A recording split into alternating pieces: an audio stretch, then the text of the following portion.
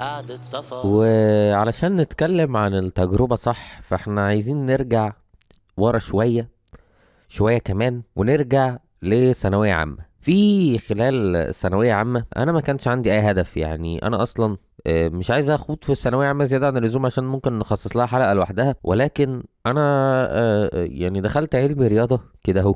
ليه؟ لأن أنا ما لقيتش مدرس أحياء شاطر وعلشان ما كنتش عايز ادخل طب يعني. ولكن ما كانش عندي مشكلة مع هندسة قوي، بس في نفس الوقت انا ما كانش عندي هدف. يعني انا ما كانش ولا عايز ادخل هندسة، ولا عايز ادخل فنون، ولا عايز ادخل مش عارف مش عايز، يعني مش عارف، ما مش عايز لحد يعني لسه السنة دي حاسس ان انا في المكان اللي انا شايفه بتاعي. لكن لحد قبل السنة دي من يعني انا مخلص ثانوية من 3 سنين. من وقتها انا ما كنتش عارف انا عايز ايه اصلا، لسه عارف السنه دي تقريبا. ويمكن ما كنتش متاكد حتى هل انا عايز الحاجه دي ولا لا. يعني وفي خلال السنه انا كنت مشتت ما بين اهداف كتير جدا. انا شخص دماغي ايه، انا بس بحب اكريت، بحب اصنع حاجه من العدم، بحب يعني كان في دماغي كذا حاجة والله. طب احنا ندخل تجارة علشان يبقى عندنا وقت جنب الكلية نعمل حاجات كتير، وندرس برضو شوية بيزنس هيفيدنا في اللي احنا بنعمله وبتاع. طب لا، احنا ندخل اعلام. انا برضو كرييتور وعايز افهم بقى الالعاب الاعلامية اللي بيعملوها والمش عارف مين وبتاع. طب لا، ندخل هندسة. برضو اصل يعني ابوك مهندس ومش عارف ايه وبتاع، وهتعرف تشتغل والدنيا هتمشي. وبعدين بقى بيقول لك هندسة بقى تطلع كده دماغ المهندس ومش عارف مين، وده دي كدبة كدبة. يعني تمام. انا يعني في حاجة دايما بحب اقولها وتقريبا كل الناس مختلفة معايا فيها، وهي فكرة ان يعني دايما الخريج هندسة بيجي يقول لك اصل هندسة بتخليك كده شخص مش عارف ايه مرتب و... وبتاخد دماغ المهندس دي. انا مختلف مع الجملة دي تماما. انا شايف ان انا كنت في بدماغ المهندس دي، وعلشان كده دخلت هندسه، مش هندسه اللي عملت دماغي باي شكل من الاشكال. يعني ده اللي انا حاسه، واللي بختلف فيه فيه بكتير مع فيه، واللي بختلف فيه مع كتير من الناس اللي هو يقول لك هندسه اللي عملت دماغي. لا، انا دماغي معموله من غير هندسه ولا غيرها يعني ماشي. فكنت دايما مشتت ودايما مش عارف اعمل ايه. وحتى وقت نتيجة ثانوية عامة ما كنتش عارف اعمل ايه. انا كنت جايب مجموع هندسة عادي، وكنت جايب 90%. 90% ده وقتها كان يعني في اول سنة من دفعة التابلت والجو ده، كان مجموع كويس يعني. كنت طالع من اوائل المدرسة ويمكن اوائل الادارة، مش عارف، مش فاكر يعني. فكنت تمام يعني، اعرف ادخل الكليه اللي عايزها. وقتها انا كنت في اكتئاب رهيب بقى. انا مش عارف انا عايز ايه اصلا يعني. كنت يوم ايام بتاعه الرغبات دي، يوم اخلي حاسبات في الاول، وبعد كده يوم اخلي هندسه، ويوم اخلي حاسبات، ويوم اخلي هندسه، وشويه نقاشات ناحيه ان هتدخل الهندسه فهتدخل حاسبات في هندسه. طب ما انت ممكن ما تجيبش مجموع بتاعه، وفي الاخر ما دخلتش حاسبات في هندسه اصلا يعني. ولكن كان في دماغي ان هو المبرمجين بقى والمستقبل ومش عارف مين. ولكن الحمد لله الحمد لله الحمد لله ان انا ما دخلتش حاسبات عموما. ودي حاجة بنتعلمها مع الوقت، ان فعلا الاختيارات اللي احنا ما بنبقاش واثقين فيها ومش عارف ايه ومترددين واختيارنا اختيار، غالبا الاختيار اللي احنا اخترناه ده بنرجع بعد فترة نبص لورا كده ونقول الاختيار ده كان احسن. لو كنت اختيرت الاختيار التاني ده كان زماني في حتة ما احبهاش ابدا دلوقتي. ان انا ما كنتش حابب فكرة ال... الحاجة الترندي اللي مش عارف ايه وبتاع، لان انا شايف ان كل الناس عمالة تجري على هناك وهو مش مكانها. انا مع ان كل واحد يدخل في المكان اللي هو المفروض يبقى فيه، مش انه يدور على المجال الكويس والمجال اللي هو ترندي وبيجيب فلوس ومش عارف مين وبتاع ويقوم داخله، الا لو عنده سبب قوي لده مثلا بشكل او باخر. ولكن انا مع ان الواحد يشوف هو فين ويروح للمكان اللي هو فيه، بغض النظر عن بقى الفلوس والمش عارف ايه والكلام ده كله. ولكن في الاخر يعني بعد ضغط من الاهل شوية. هو ما كانش ضغط صريح يعني عشان ما بقاش كداب، ولكن انا يعني ايموشنال ابيوز كده فاهمين.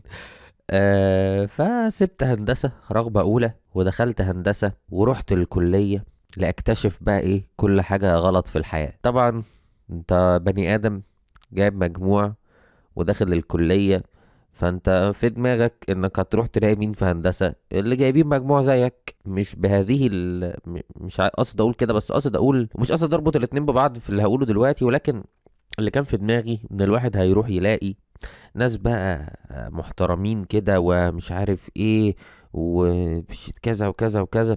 ولكن راح لقى تقريبا نفس العينة اللي كان بيتعامل معاها في ثانوية عامة، في دروس ثانوية عامة ومش عارف ايه وبتاع، هي نفس العينة اللي في هندسة، ونص اللي موجودين هناك، ودي طبعا نسبة انا ضاربها دلوقتي، دي مش حقيقة. هم داخلينها غش وحب، يعني مش داخلين اللي هم، يعني انا متأكد ان كتير فشخ من الناس اللي كانوا حواليا في السنة الأولانية في هندسة ما لهمش دعوه بالرياضه، ولا ليهم، ما اعرفش دخلوا الكليه ازاي، يعني كتير جدا. واسالوا اي حد، ما اعتقدش حد هي ايه هيقول غير كده، يعني من الناس اللي انتوا عارفين ان هم شاطرين او واثقين فيهم او بتاع. صدمه حضاريه بقى شويه. اول سنه قعدتها هناك حسيت ان هو مش مكاني باي شكل من الاشكال. حسيت ان انا في وسط ناس انا مش حابب اوسطهم. حسيت ان انا بعمل حاجات انا مش عايز اعملها. حسيت ان انا بدرس حاجات انا مش عايز ادرسها. وكانت سنة غبية جدا. سنة إعدادي هندسة دي سنة متخلفة وملهاش أي لازمة في الحياة عموما. يعني أنا فاكر بقى إن الناس هتكون عايزة تذاكر تجتهد تعمل بتاع، أدخل أول امتحان ألاقي واحد غش مني الامتحان كله وطالع يتفاخر يقول لك ماشي جنب واحد صاحبه وأنا جنبهم سامعهم يقول لك أنا اللي جنبي غشيت منه تلات أرباع الامتحان ومش عارف مين وبتاع. ماشي يعني. طبعا مش موضوع أكيد، يعني ما سبتش الكلية عشان واحد غش مني، بس أنا بتكلم على الشكل اللي لقيته جوه، واللي كنت فاكر التصور ايه بيقولوا عليها ايه، ايه اسمها ايه، مش حتى ولا عارفها بالعربي ولا عارفها بالانجليزي. التوقعات ضد الحقيقة، مش عارف ايه ده versus reality. نسيت الكلمة دلوقتي. ايه expect expectations versus reality. تقعد بقى يديك كيمياء اللي ملهاش اي لازمه، مش مستفيد بيها اي حاجه، مش فاكر منها كلمه واحده. فاكر بس اللحظات اللي كنا بنضحك فيها على الدكتور. طبعا مش، يعني انا عارف ان انتوا كتير منكم عارفين انا في جامعة ايه وفي كلية ايه فين، بس انا مش عايز اقول علشان عشان احكي حاجات ما ينفعش يتعرف فيها انا فين كمان شوية يعني تمام. قعدت السنة كلها زي ما قلت قبل كده ما عرفتش غير بني آدم واحد. يعني سنة كاملة في الكلية، سنة كاملة في الكلية دفعة فيها 1000 واحد ولا بتاع، أنا ما عرفتش غير بني آدم واحد. ليه؟ مفيش حد شبهي، المكان مش مكاني، كل حاجة متخلفة، كل حاجة بعيدة عن دماغي، كل حاجة بعملها هي لا تمثلني بأي شكل من الأشكال. طب أنا كنت بعمل إيه أصلا؟ أنا طول عمري دماغي، أو مش طول عمري، يعني مؤخرا مثلا من 2018 مش عارف يعني ابتديت إن أنا إيه أهتم بصناعة المحتوى بكل جوانبه بقى. يعني اليوتيوب كونتنت كرييتنج والفيديو اديتنج والتصوير والمش عارف ايه وكل ده. والدليل ان انا دلوقتي بعمل بودكاست هو نوع من المحتوى. انا كنت بعمل فيديوز على يوتيوب قبل كده، وطبعا كانت متخلفة، ما يعني ملهاش علاقة بالفيديوهات المفروض تتعمل على يوتيوب وبتاع. وهي دي دماغي الكرييشن ده. وفي خلال يعني الفترة اللي هي من ساعة ما ابتديت اعمل الحاجة دي لحد وقت دخولي الكلية، مريت بحاجات كتير جدا، صعوبات كتير جدا خلت عمايلي ليها صعبة يعني. وكان أول سنة في الكلية، أو يعني في الفترة اللي ابتديت أدخل فيها الكلية دي، كانت فرصتي في إني يعني بقى عندي الفرصة إن أنا اعمل بقى. لان قبل كده الظروف يعني ما كانتش سامحه قوي. ولما حسيت ان انا عندي فرصه، ولما حسيت ان المكان ده مش مكاني، وبالاضافه لمشكله تانية حصلت خلال السنه، يعني مشكله شخصيه اصابتني بالاكتئاب الشديد. وقعدت يعني في الاول ما الترم التاني جه في هندسه ما كنتش بروح الجامعه خالص. شلت ماده في الاخر. ليه؟ لان انا مش مستريح مع المكان، مش حاسه مكاني، حصل مشكله في حياتي، وانا ما عنديش اي طاقه نبذل مجهود في حاجه انا شايف ان انا يعني مش عايزها اصلا. يعني انا ولا كنت الترم التاني، انا ولا كنت بروح الكليه ولا بحضر سكاشن، ونادرا لما بنزل اروح محاضره ومش عارف مين. وكانت اكتر فتره كئيبه عشتها في حياتي كامله كده. خسيت وحالتي كانت بلا ومش عارف ايه، يعني حاجه مقرفه، يعني حاجه مقرفه الله لا يعودها ايام يعني. وما كنتش بحضر سكاشن الرسم والرسم الهندسي وبتاع. وجيت بقى في الاخر كنت خايف ان انا اسقط في اخر شهر قبل الامتحانات، وابتديت ان انا اذاكر واطبق واروح امتحن ومش عارف مين. انا كنت جاي في الترم الاول جيد جدا، الترم التاني جبت مقبول، بالافرج بتاع السنه كلها تقريبا كان مقبول، مش فاكر. وكان ترم سيء جدا زي ما قلت. المواد كلها يعني عديت بيها فيها بالعافيه. والرسم شلت الرسم. فبعد نهايه السنه ويعني ونظرتي على الوضع اللي انا فيه، كنت بفكر كتير خلال السنة، والتفكير ده جالي من أعمال فنية كنت بتفرج عليها يمكن، ومني شخصيا، ومن جنوني وأفكاري اللي بتروح وتيجي كتير دي. يعني هتفضل كده لحد امتى؟ يعني اللي هو انت دلوقتي في مكان حاسه مش مكانك، هل هتبقى مبسوط وانت عمال تجري في سباق مش سباقك؟ حتى لو بقيت الاول، ما هو مش مكانك، مش سباقك يعني. هتاخد ايه من وراه؟ انت عمال تضيع وقت هنا، انت ما بتستفدش اي حاجة من المكان ده، وانت مكتئب وحالتك بلا. ومش ده اللي هيخليك كويس، ومش ده اللي هيديك احساس بقيمة نفسك، ومش ده اللي هيطلعك من اللي انت فيه وانت عندك حلم بقاله كتير مرمي في الزبالة. انت ما تعرفش هو هيجي من وراه ايه. يعني انت ما تعرفش الحلم اللي انت بتجري وراه ده، او الشغف بتاعك ده، هل هو هيوصلك لمكان يعني هتقدر مثلا منه تجيب فلوس وتفتح بيت وتشتغل وتعمل وبتاع، ولا هو مجرد حاجة المفروض بتعملها وقت ما تحب ومش عارف مين؟ طب والكلية دي هل هي مكانك بقى وانت عايز هتتخرج فعلا وتشتغل من الكلية ومش عارف مين، ولا دي اصلا المفروض تبقى رقم اتنين والشغف بتاعك هو اللي رقم واحد؟ وطول عمري خلال السنين الكتيرة دي كنت رادد الباب كده، اللي هو الباب مردود بتاع حتة الشغف دي، ولا انا عارف ادخل الباب اكمل بقى وادخل فيه، ولا انا عارف اقفله واعرف حجمه واركز في الشيء اللي هينفعني الحقيقي يعني. ولهذا السبب انا قررت اللي هو لا، ستوب بقى، احنا خلينا نشوف الباب ده يا نقفله يا نفتحه. لكن ان هو يفضل مردود كده، وافضل انا مشتت وتايه ومش عارف انا مين، ومش عارف انا هعمل ايه في الحياة، ومش عارف هل انا مهندس وانا مش عايز ابقى مهندس، ولا انا كونتنت كريتور ومش عارف مين، ولا انا حاجة تالتة اصلا، ولا انا ايه. ف لا، يعني لو كنت كان ناس كتير بتقول لي ايه بقى اللي هو، طب ما تخلص كلية وبعد كده شوف بقى الباب ده بيقول ايه. هو انت يعني، انا دلوقتي يعني الواحد بيتغير كل سنة اصلا، ما بيبقاش عارف يعني كل حاجة بيبقى عايزها السنة دي مبيبقاش عايزها السنة الجاية. هل انا المفروض بعد ما اخلص كلية بعد 5 سنين هبقى لسه عندي الشغف لحاجة انتهت اصلا، ويمكن من سوقها ما عادش موجود وكذا وكذا وكذا، وكمان انا هستنى 5 سنين عشان ابدا فيها؟ طب ما لا، طب ما احنا نقف وقفه كده، نشوف الباب ده يا يتقفل يا يتفتح، ومن بعدها نبقى احنا عرفنا بقى من بدري، مش لسه هنستنى 5 سنين عشان نعرف، لا عرفنا من بدري احنا حياتنا فين، حياتنا هنمشيها ازاي، ايه رقم واحد وايه رقم اتنين، ايه المهم وايه اللي مش مهم. واللي احب اقوله هنا ان الحياة اوسع بكتير من فكرة مدرسة، جامعة، تخرج، شغل، جواز. لا، ليه ممكن تبقى مدرسة، شغل، جواز، جامعة، مش عارف ايه، ممكن يعني تاخد انت المكعبات دي كده وترتبها زي ما انت حابب، هتمشي على نسق واحد ومش عارف ايه واحد. فانت حر. بس مش معنى ان حد مقررش انه يمشي عليه ان هو كده اللي غريب.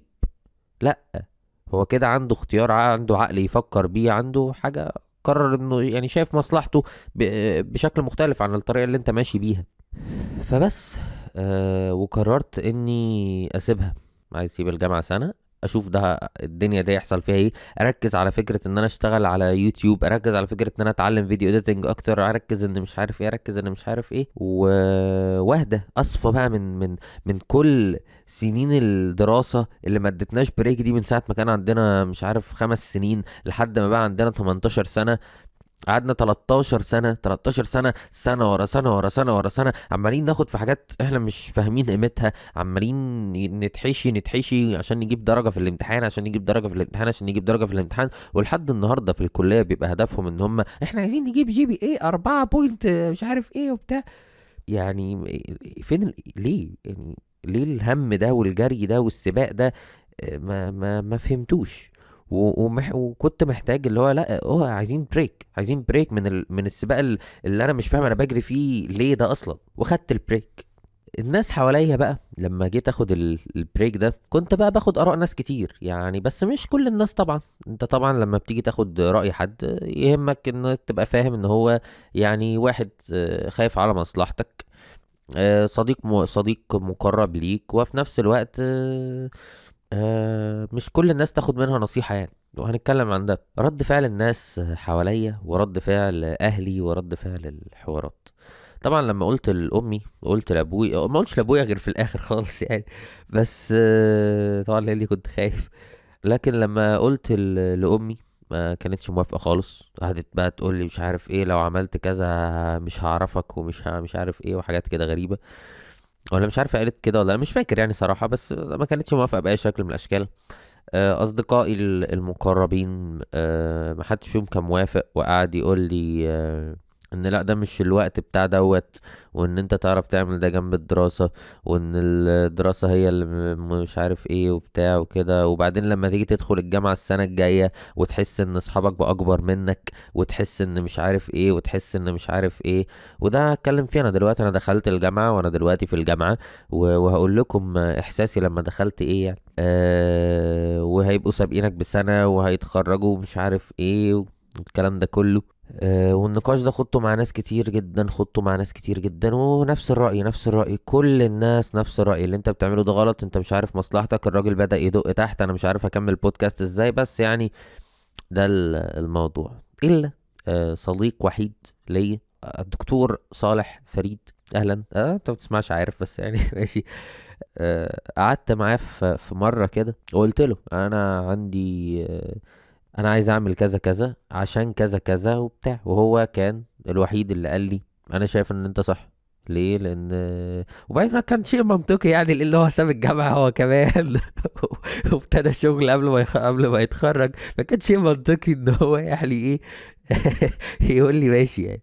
اللي هو طالما انت مش هتضيعها يعني، طالما انت عندك بلان، عندك حاجه هتعملها، فتمام. الكلام ده لو انت كنت هتقعد على السرير مش تعمل حاجه، فطبعا ده هبل.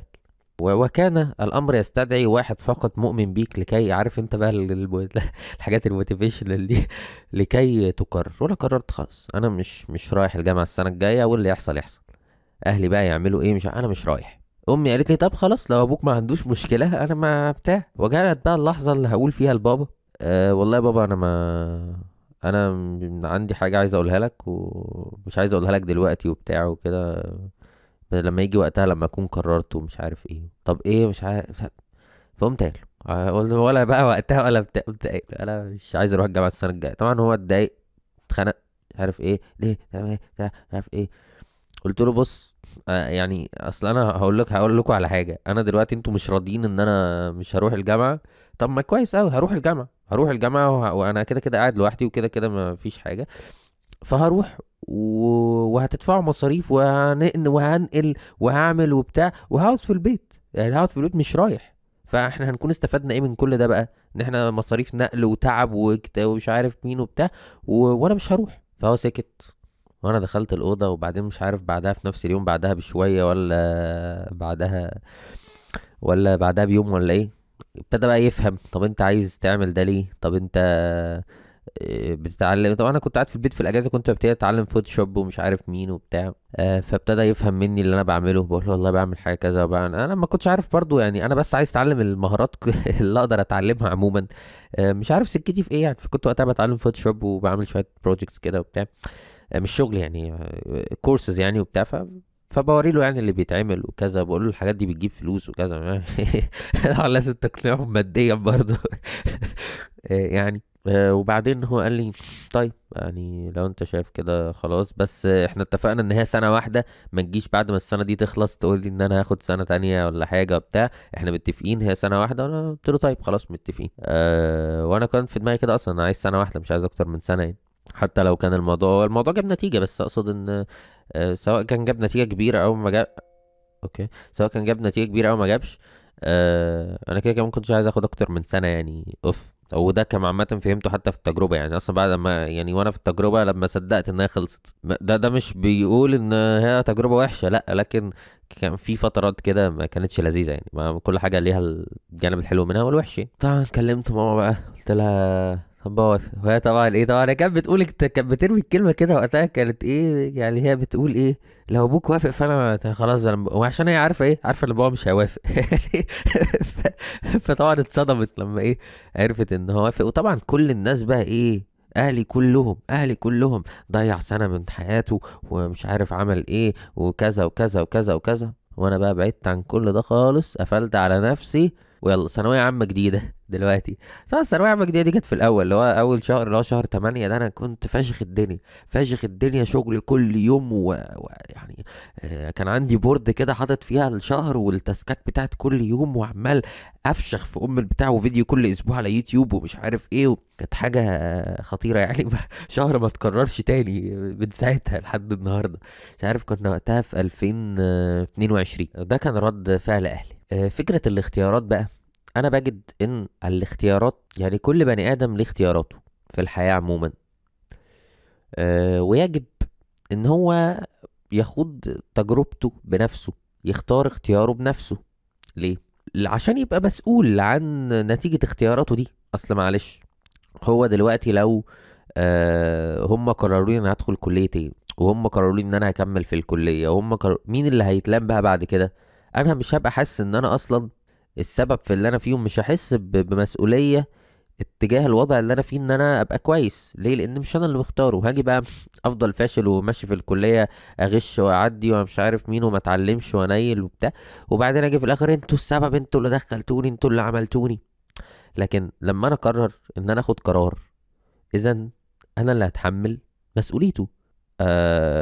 مش هحمل الذنب ده لحد تاني، ولو غلطت فانا هتعلم. وانا شايف ان من حقنا كلنا ناخد اختياراتنا في الحياة. فاهم كويس قوي ان الاهل دايما مش هيبقوا متفاهمين الكلام ده، ولكن علينا اننا نفهم كام حاجة. يعني دي حاجة انا قلتها قبل كده في ستوري على انستجرام، وعايز اقولها تاني. يعني في جاب كبير بينا في جاب كبير بيننا وبين اهلنا، وده طبيعي. ليه؟ لان هم عاشوا في الزمن عكس اللي احنا عشنا فيه، وفي نفس الوقت الجاب الكبير اللي حصل بين زمانهم وزماننا، حصل فيه تطور كتير جدا في الحياة. يعني مش زي مثلا جيلهم والجيل اللي قبلهم، الحياة ما كانتش يعني اختلفت زيادة عن اللزوم. ولكن احنا السنين اللي فاتت دي حصل فيها طفرة، يعني من ناحية كل حاجة. انت متخيل ان انت دلوقتي تعرف تشتغل اي حاجة فعليا؟ يعني فعلا انا بدون مبالغه تعرف تشتغل اي حاجه. اه الوضع الاقتصادي سيء، مش بس تعرف تشتغل حاجات كتير فشخ عمرها ما كانت موجوده قبل كده، ولا كان متفهم اصلا ان دي شغلانه. وبغض النظر عن فكره الشغل وكده، فهم يعني لما بيجوا يديك نصيحه، ولما بيجوا يقولوا لك ده صح وده غلط وبتاع، فده بيبقى بناء على تجربتهم في الحياه، وعلى العالم اللي عاشوا فيه، وشافوا الأسباب والنتائج من تجاربهم اللي عاشوا بيها وكل الكلام دوت، فبيدوا رأيهم بناء على هذه التجربة. ولكن اللي هم ما بيبقوش مستوعبينه، واحنا لازم نكون فاهمين وجهة نظرهم، اللي ما بيبقوش مستوعبينه ان العالم اتغير، وان التجارب اللي هم خدوها دي مكانها في الواقع دلوقتي يعني مش هتتكرر. يعني احنا مش هنمشي في نفس خط السير اللي هم مشوا عليه، ولو مشينا في نفس خط السير احنا مش هنوصل لنفس النتيجة. واحنا بس اللي فاهمين ده، احنا بس اللي شايفين شكل العالم الجديد والحاجات اللي بقت متاحة فيه واللي صعب عليهم جدا ان هم يستوعبوها، لان هم ما شافوهاش. هم عندهم طريق آمن بيوصل نتيجة معينة هم شايفينها، وانت شايف حاجة تانية هم عمرهم ما شافوها. فانت بيبقى عليك انك تفهم ان هم نصايحهم دي وكلامهم ده بيبقى خوفا عليك، وهم المفروض يعني يفهموا ان العالم اتغير. ولكن انا رأيي في النهاية ان لو حصل صدام ما بينك وما بينهم، وانت واعي كويس قوي وعارف كويس قوي طريقك، فانا بفضل انك تختار اختيارك حتى لو ده هيسبب صدام بينك وبينهم، لان انت الوحيد اللي مسؤول عن حياتك، وانت الوحيد اللي هتعيشها. الجابير بقى، انا حطيت توقعات عالية جدا، وطبعا دي حاجة محتاجين يعني نقف عندها شوية. لما بتيجي تتكلم مع نفسك كده وتقول انا هعمل وهعمل وهعمل وهعمل، غالبا بتبني توقعات كبيرة جدا انت مش قدها اصلا. وكان الامر كذلك مع السنة دي، ان انا حطيت expectations عالية جدا عليا، وفي الاخر ما حققتش نصها. بس حققت حاجات حلوه جدا، وهتكلم كمان شويه. حاسس ان انا تعبت من الكلام، مش عارف بالي قد ايه. زي ما قلت، انا بس كنت عايز اجرب اشوف في طريق يوتيوب ده هل ممكن يوصلني لحاجه ولا لا، او في خلال رحلتي على يوتيوب اتعلم. سواء اتعلم بقى وانا ماشي بكتب الفيديوز، فانا بشوف غلطات وبفهم اكتر، فبفهم اكتر في السكريبت رايتنج. وانا ماشي بصور مش عارف مين، فبفهم اكتر في الاضاءة والتصوير. بمشي كمان في الفيديو اديتنج، فكنت بفهم في الفيديو اديتنج اكتر، وبتعلم اكتر، وبعمل حاجات اكتر، وجو ادخل جوه الافتر افكتس واعمل مش عارف ايه وبتاع وكده. ففعلا الموضوع مشي بهذا الشكل. كان في دماغي دايما ان انا يبقى عندي حاجة بتعلمها، كورس بتعلمه، وفي نفس الوقت عندي الشغل بتاعي اللي هو في شغل مش فلوس، يعني شغل اللي هو بالنسبة لي ان انا هعمل فيديو على يوتيوب اسبوعيا. آه، و... وفي نفس الوقت كان عندي اللي هو انا عايز اقرا دايما وبتاع. وفعلا في الفترة الأولانية دي زي ما قلت أنا كنت مكتئب ومش عارف مين، ابتديت بقى الطاقة دي كلها ابتدت إنها تطلع في ده. ابتديت إن أنا خلاص أغير، أشوف بقى الأوضة أظبطها وأحط حاجات بتعبر عني كتير، وأحط المكتب والمش عارف إيه وابتدي بقى هذه الرحلة يعني. وفعلا كل يوم كان عندي روتين: هتصحى، هتصلي في المسجد، هتقرا صفحتين القرآن بتوعك، هتاخد الورد، هتقرا 10 صفحات من الكتاب الفلاني، هت هتشتغل على فيديو اليوتيوب، سواء مثلا تاسك ليها علاقة بالكتابة او بالتصوير او بالإيديتنج، هتتعلم حاجة جديدة. وكنت ماشي على هذا الروتين، مش بعمل كل الحاجات دي كل يوم تقريبا، بس اغلبها كان بيتعمل لفترة زمنية. وبعد كده ابتدى الوضع ايه، يرجع لورا شوية، يطلع قدام شوية، اتكاسل في حتة، اطلع في حتة، احس باكتئاب نتيجة ان مفيش نتيجة، وان الوقت بيعدي، وان الناس بتشتغل في الكلية وبتعمل وانا ما بعملش حاجة، وشوية صراعات كده هو. ولكن ووحدة، يعني احساس بالوحدة الشديدة بقى. لان انا كنت في بلد يعني ما اعرفش فيها حد. كنت في بني سويف وقتها، كنت قاعد مع بابا يعني. وكنت انا هناك لوحدي معاه. وما كانش فيه بقى يعني ما كنتش بخرج تقريبا من البيت، نادرا قوي لما بخرج من البيت، طبعا نادرا قوي لما اشوف حد، نادرا قوي لما اعرف حد جديد. فكانت سنة يعني كنت حاسس فيها بالوحدة الشديدة يعني. والخروجة اللي كنت بخرجها كانت بالنسبة لي يعني حاجة كبيرة جدا. يا نهار أبيض هروح القاهرة هقابل حد، أو يا نهار أبيض هنزل هنا مع حد عرفته. وبالتالي طبعا ده أثر على نفسيتي كتير. فهي من عيوبها، لأكن صريح، إن هي الوحدة الشديدة اللي الواحد كان فيها دي، ماشي في طريق وحيد جدا يعني، جدا يعني. بعكس بقى الكلية، انت نازل عندك ناس كتيرة بتعمل نفس الحاجة اللي انت بتعملها، ماشيين كلكم مع بعض في سكة واحدة بتاع. فالموضوع كان مختلف. ولكن على الناحية التانية ابتديت بقى ايه، افهم نفسي اكتر، اعرف انا مين اكتر، اعرف انا اقدر اعمل ايه وما اقدرش اعمل ايه، اعرف هل انا صادق مع نفسي ولا مش صادق مع نفسي، اعرف ايه اللي انا بحبه وايه اللي انا ما بحبوش، افهم اكتر عن ال... انا ممكن اشتغل في ايه، وايه اللي ممكن يجيب وايه اللي ممكن ما يجيبش. اعرف ايه الهدف بقى بتاعي، هل انا فعلا هشتغل في الحتة الحلمية بتاعتي دي، ولا الطريق الكلية هو الطريق الأساسي. قعدت أفكر كتير بقى، هو أنا أصلا لما أرجع عايز أرجع هندسة، ولا أنا عايز أحول حاجة تانية؟ طب لو رجعت هندسة هدخل قسم إيه؟ ف...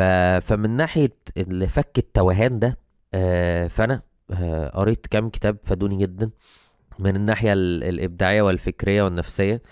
قعدت مع نفسي وقت كتير جدا، وبالتالي حتة التوهان وانا فين وانا هعمل ايه وبتاع ابتدت توضح اكتر وتبان ملامحها. والاكتئاب اللي كان جوايا نتيجة الحاجة اللي حصلت في السنة بتاعة الكلية دي، ونتيجة ان انا حاسس ان المكان مش مكاني وبتاع، ابتدى يتلاشى. والمشاعر اللي بقت موجودة هي مشاعر وحدة.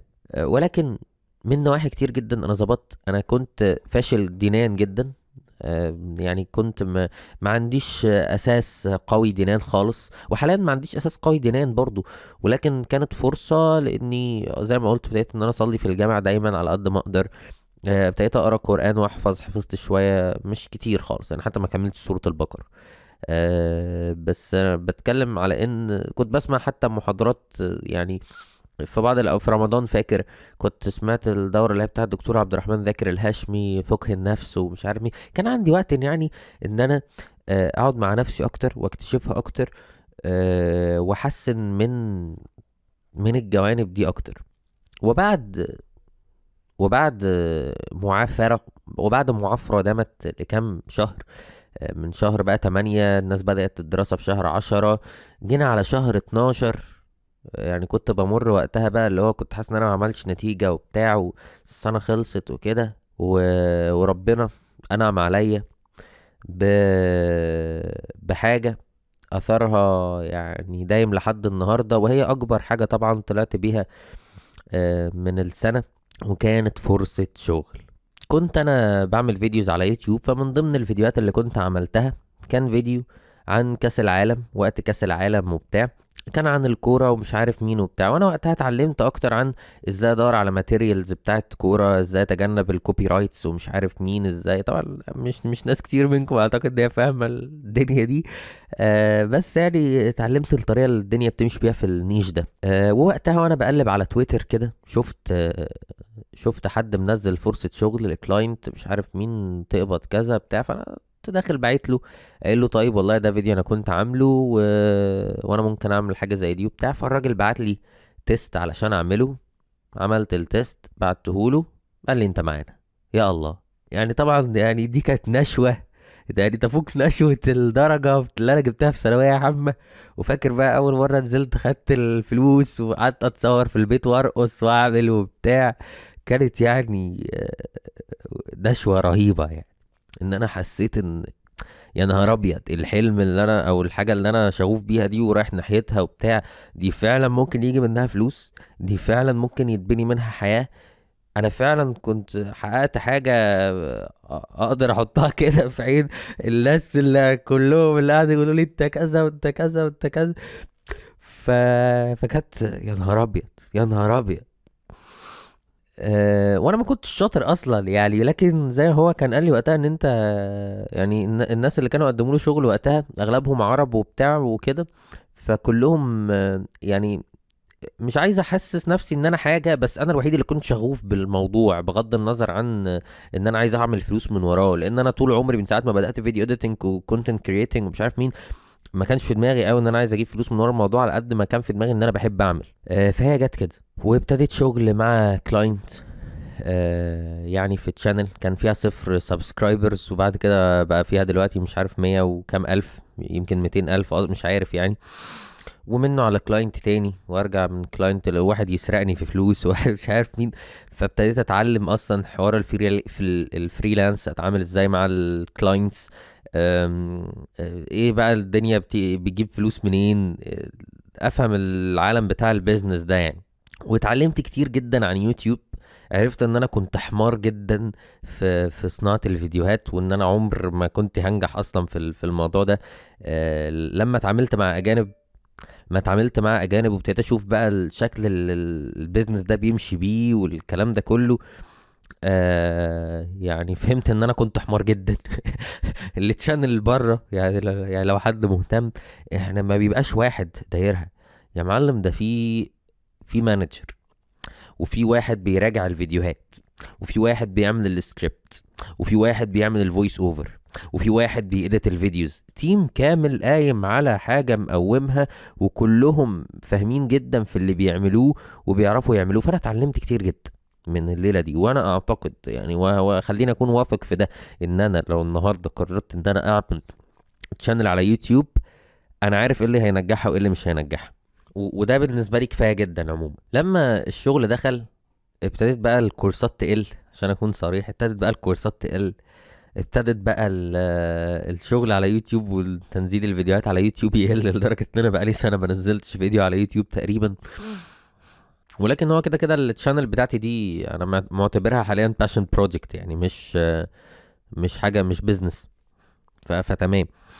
وبس. ومن وقتها وانا شغال بتطور في الشغل، بعمل فلوس اكتر، مش عارف ايه. مش كتير قوي اصلا، حتى قلت له ان انا عملت فلوس، وحتى مش كتير اللي قلت له ان انا خدت جاب يير وبتاع. ما اعلنش عن الموضوع غير مرة على تويتر كده، هو لما الموضوع انتهى يعني، قبل ما ابدا دراسة.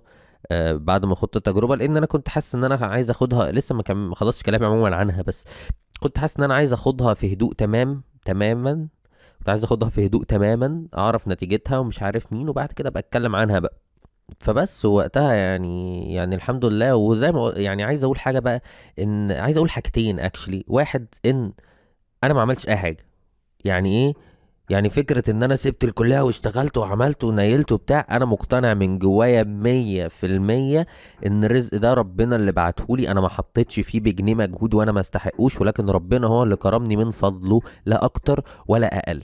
وحاسس ان دي الحاجة الوحيدة اللي بتخلي ربنا يرزقني، ان انا مقتنع من جوايا 100% ان انا ما عملتش اي حاجة، ان ربنا هو اللي عمل. وفي حاجة تانية، وهي ان السعي بيجيب نتيجة. ولكن اللي فهمته بقى خلال هذه التجربة، ان انا سعيت اوكي. انا ما سعيتش لان انا اشتغل، وما سعيتش لان انا اجيب فلوس، وما سعيتش لان انا مش عارف، بس سعيت. والسعي ده كان هدفه مختلف تماما عن النتيجة اللي انا وصلت ليها. ولكن ايه اللي حصل؟ وصلت للنتيجة. هل هي النتيجة اللي انا كنت بتمناها؟ لا. بس هل هي نتيجة يعني معتبرة جدا؟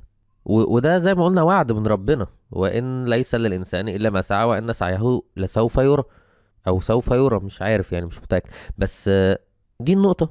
هتسعى، هتجتهد، هتكافئ فين مش بتاعتك، بس هتكافئ. نفس فكرة مجموعة ثانوية عامة، هتجتهد ومش عارف مين وجبت كلية وحشة.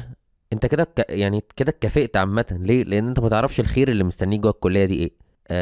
لكن انا نفس الكلام، انا كنت بسعى ومش عارف مين واكتئبت، واللي هو انا حاسس ان انا ما وصلتش لحاجه وبتاع، فقمت اتكافئت في حته تانية برضه، وهكذا. ووقتها اصلا خلال السنه يعني انا فهمت بقى، يعني ما عنتش طالب. يعني عارف، ترقيت طبقه اجتماعيه عن فكره ان انا طالب وبقيت بني ادم. كان حد قال لي كده برضه، انت ترقيت طبقه اجتماعيه وبقيت طالب ومش هتعرف ترجع تاني تبقى طالب. الموضوع هيبقى صعب قوي.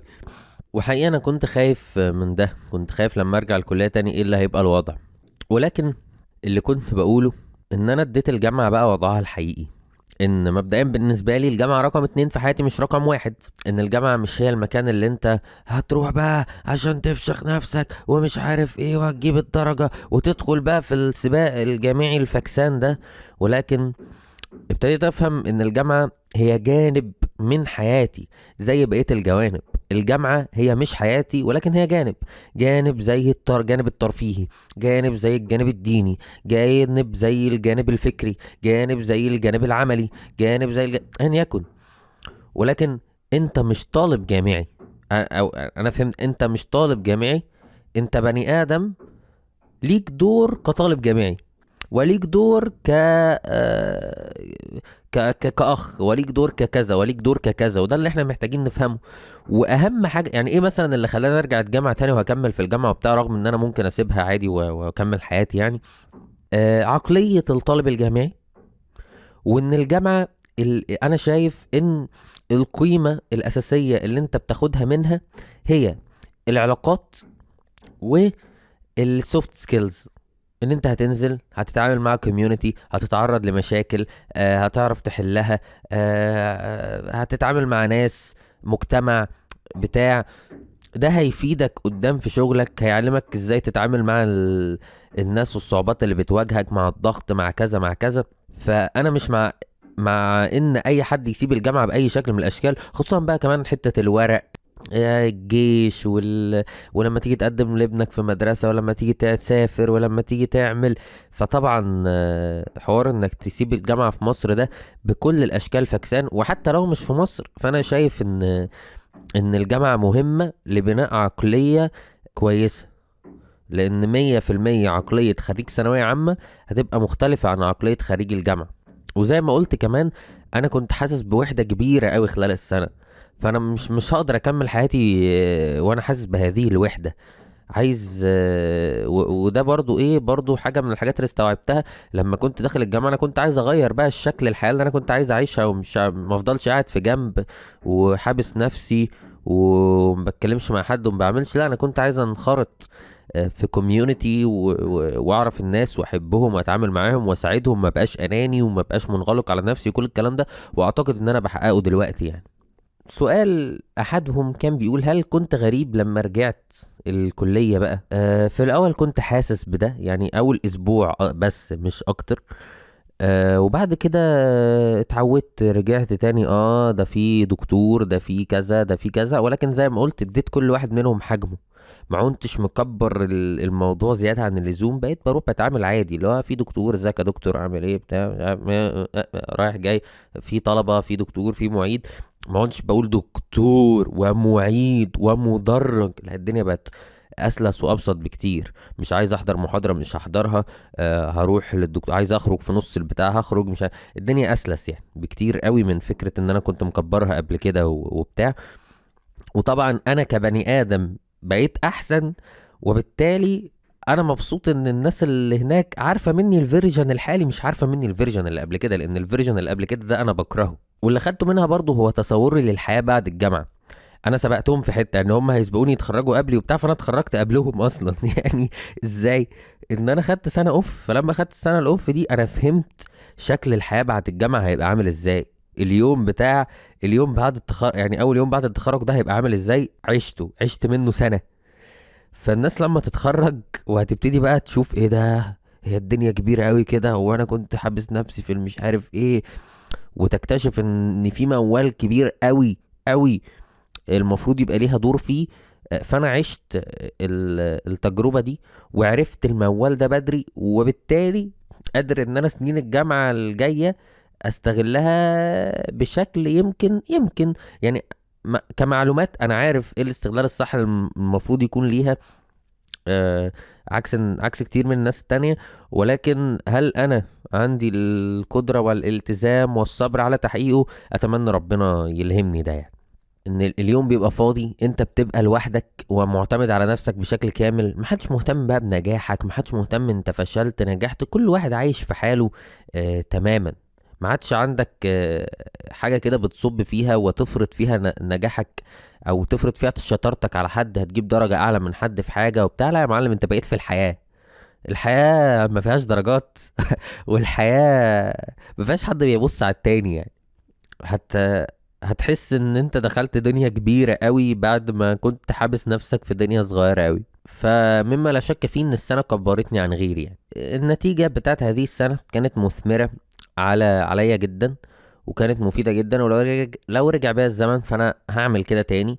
لان اللي خدته من ده اكبر بكتير من اللي كنت هاخده لو كملت في الجامعة. وده يرجعنا لنقطة انت واهلك والنصايح والناس.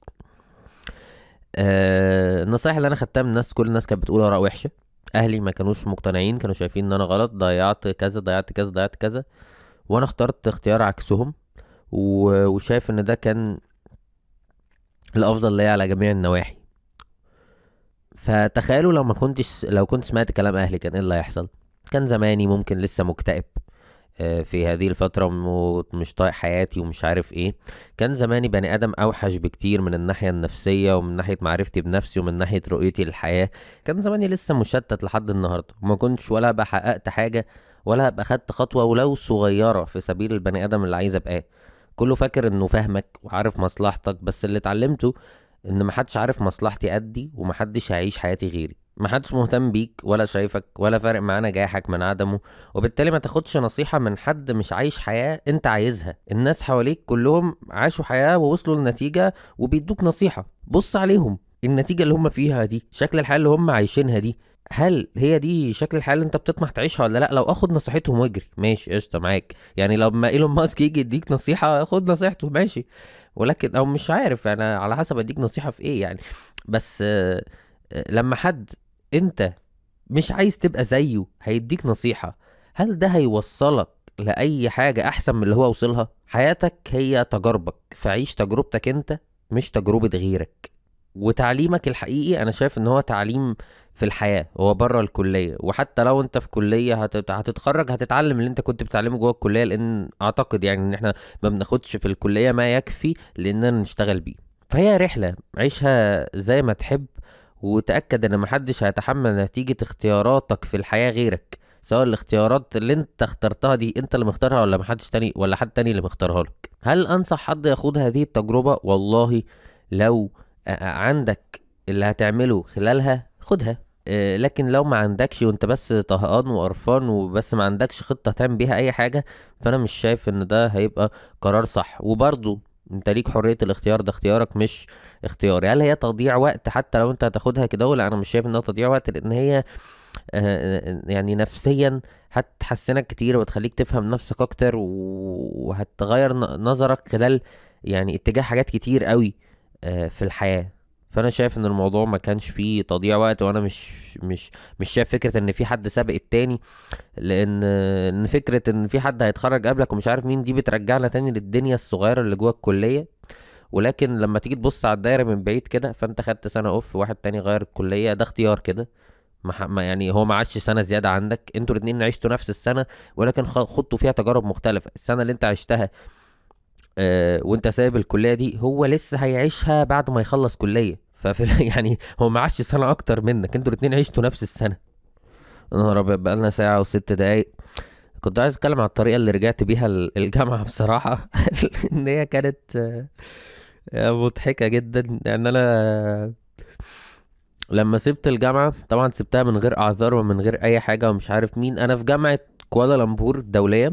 ففي جامعة كوالالمبور الدولية دي ما ينفعش ان انت ايه تاخد جابير. ف... فسبت الجامعة عادي. يعني المفروض ان انا رسبت يعني. وجيت في الاخر كنت بقى عايز ادخل برنامج من البرامج اللي هي الكريدتس وبتاع وكده. وكنت شايل رسم لو فاكرين. فالمهم ان انا لما جيت اروح الكلية عايز ارجع بقى، لقيت ان انا هرجع راسب. يعني ايه هرجع راسب؟ يعني لما اجي ادخل السنة اللي بعدها اللي هي هتبقى سنة اولى بعد اعدادي، هبقى كل المواد انا جايب فيها 50%. حتى لو انا رحت قفلت امتحانها وبتاع، وهيبقى مكتوب ان انا راسب. وانا ما كانش فارق معايا فكره المواد دي على قد ما كان فارق معايا ان انا عايز ادخل البرنامج اللي بالكريدت، لحاجه في دماغي ان انا مثلا عايز اقلل من المواد اللي باخدها في الترم، اختار مواد على مزاجي، ادخل في العالم ده اكتر، يبقى حواليا ناس يمكن كوميونتي افضل او مش عارف مين. فده اللي كان في دماغي وقتها. لأفاجأ ان ايه ان ما ينفعش تدخل كريدت لو انت راسب. طب ما الموضوع بفلوس يعني، يعني راسب بقى مش راسب ما تنجزوني يعني. لو انت راسب تماما، يعني لو انت شايل حاجه او بتاع عادي بيعدوها. فكان الموضوع حوار بالنسبه لي. يعني يعني مش عارف اقول ولا ما اقولش بصراحه. بس كان حل الموضوع الوحيد ان انا اقدم شهاده نفسيه بت بتقول ان انا كان عندي مشكله نفسيه، ودي العذر الوحيد. لعذر لان الوقت كان عدى، فما ينفعش عذر جسدي او حاجه او بتاع. فكان لازم شهاده نفسيه بتقول ان انا كان عندي حاجه منعتني يعني. فروحت للدكتور النفسي بتاعي اللي كنت بتعالج معاه زمان خلال هذه السنه. طبعا قلت لكم ان انا عندي اكتئاب ومش عارف ايه ومشاكل وبتاع. فكتب لي بقى الحالة اللي عندي. انا كان عندي، مش لازم اقول التشخيص يعني، بس كتب لي ان انا كان عندي، وكتب لي الادوية اللي كنت باخدها، وكتب لي مش عارف ايه والروشتات والحاجات وكده. ورحت بقى قدمتها في الجامعة. ولازم بقى بعدها لازم اروح مستشفى جامعة كوالالمبور الدولية علشان دكتور نفسي هناك يتأكد ان انا ما بحورش. فبيشوف الروشتة والبتاع ويبتدي يكلمني وبتاع. وانا رحت يومها بقى كانت حالتي بلا. طبعا انا عندي مشاكل، طبعا انا ما بكدبش ولا بحور ولا اي حاجة. ولكن كنت عايز اخلي الموضوع يعني حقيقي زيادة عن اللزوم. فكنت بقى سايب دقني ولابس لبس قديم ورايح وهادي كده ومش عارف ايه، وبتكلم بتهتها وكده. ما بعرفش ليه يعني ولكن عملت كده. واتكلمت معاه اصل الله وهو مضالي على الورقة وظبط الدنيا، والكلية قبلت الورقة، وقدرت ان انا ادخل الكريدت بالتشخيص اللي كان عندي. والورقة لسه معايا بتاع الدكتور. زي ما قلت التشخيص ده كان حقيقي وانا كنت يعني كل حاجة اتكتبت في الورقة دي كانت حقيقية. والحمد لله ان احنا يعني النظام عندنا يعني بيسمح ان لو حد عنده المشاكل دي فعلا ان هو ما يسببلوش مشاكل اكتر من اللي عنده يعني. فبس دي كانت الطريقة اللي رجعت فيها الكلية. واتمنى يعني ما كنتش قلت كلام زيادة عن اللزوم. وحتى لو قلت كلام زياده عن اللزوم فانا مريض نفسي يعني. فعادي يعني. فاهمين؟ بس مش كفايه توتر عن كده. بس كده. دي كانت حلقتنا النهارده. اتمنى زي ما قلت لكم في الاول تعرفوني رايكم، تكلموني عن تجاربكم. لو حد عنده اي حاجه تخص ازيد بتاع كان بيفكر يعمل حاجه زي دي مش عارف مين، كلمني يا معلم هبقى معاك ونتناقش براحتنا. لو حد عايز يسأل اكتر عن الحوار ده يكلمني. لو حد عنده رأي عن الموضوع، عن الاختيارات، عن التوقعات، عن الاهل، عن مش عارف مين، ايا كان رأي عايز تضيفه، رأي عايز تعقب عليه، حاجة استفدتها ما استفدتهاش، ايا كان كلمني انا موجود.